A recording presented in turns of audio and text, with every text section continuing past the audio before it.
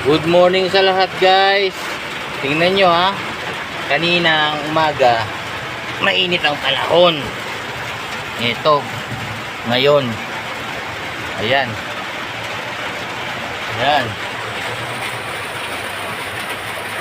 Ay, buhay guys. Maulan na naman. Kawawa na naman kami mga driver.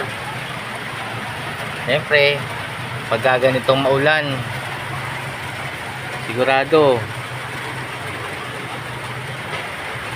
sakit naman ito. Pasma na naman ang aabutin natin. Ay Lord, ikaw nang bahala sa aming mga driver. Yan, ganyan po talaga ang sitwasyon pagka ganitong maulan.